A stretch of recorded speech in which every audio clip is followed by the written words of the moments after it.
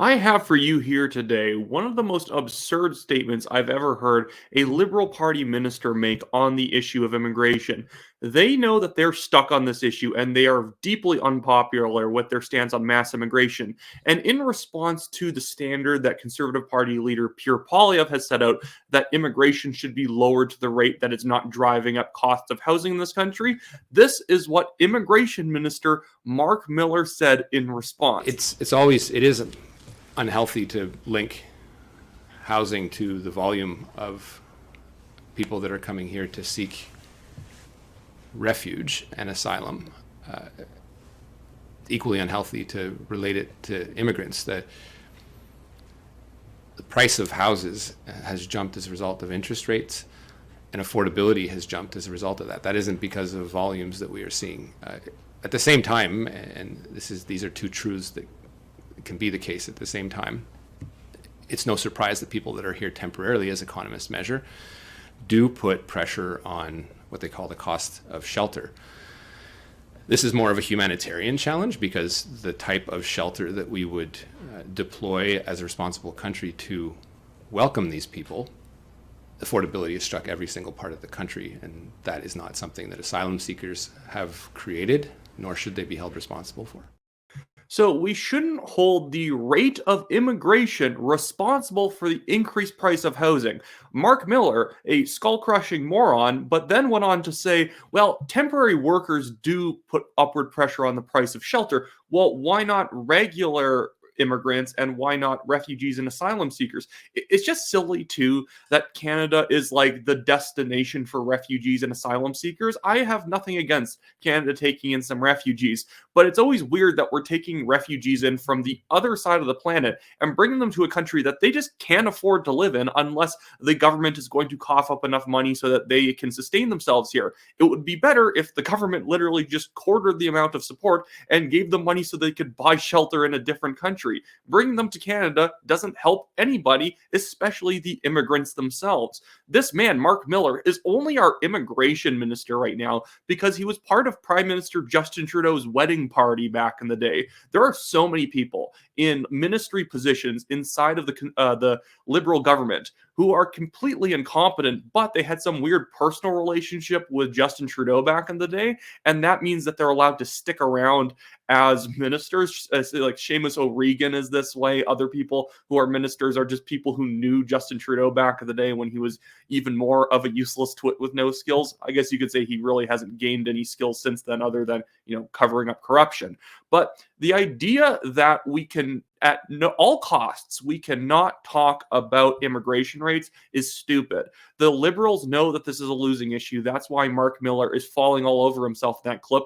But he's been given orders from on high that he is not allowed to acknowledge that there is issues with immigration when it comes to housing prices, the speed that public services get delivered, and all this stuff.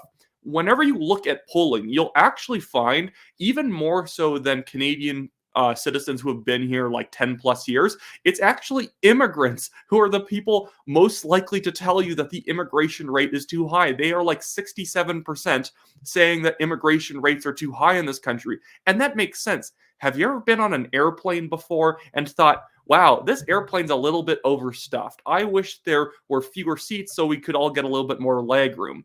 You probably have thought of that because that's a normal thing for a traveler to think. You don't just think, I wish they would really stuff this plane even fuller with people because I'm pro-travel. That's not how anyone actually thinks about situations like that. So immigrants, people who have gone through the system of Canada and then have come out the other side, either as permanent residents or citizens, seeing how few resources there are available for the sheer amount of people in Canada, seeing how high the housing prices are, and just seeing how bloated the immigration system is in general, they're telling us 500,000 is too much. And so that's why in my riding, I'm running for the Calgary Signal Hill Conservative Party nomination. I always plug it, but this is what the riding looks like. It's on the west side of Calgary. I'm running to reduce immigration rates because it's something that will make everybody's lives better. Young people will be able to afford homes. New immigrants will actually be able to afford homes too because they're competing with less other immigrants as well. It will help everyone out. And there's still people in my race. And when I say other people, I mean every other candidate I'm running against. There's like 14 people running in my riding. All the other candidates, they still just talk about the fact that we need to build more homes. we cannot build more homes to take care of this issue. There is not a large enough amount of housing starts that we can realistically start in order to combat this issue. We actually build in Canada homes fastest and in the most great quantity per capita out of any other G7 country, and we still cannot supply enough housing for the crazy amount of population that we bring in every single year, both through organic growth as well as through immigration, temporary foreign workers, and foreign students. It just cannot work. And yet I have like former MLAs running against me for the Conservative Party nomination who should know better, saying, well, we just need to build houses faster. We can't. We cannot. If you say something like that, you sound like a liberal to me, like Marc Miller just saying, well, it's not immigrants' fault, it's just that we just need to expand our shelter capacity. We can't. We've already done as well as we can. And there's always this weird argument, like we can bring in immigrants so that they could help us build homes.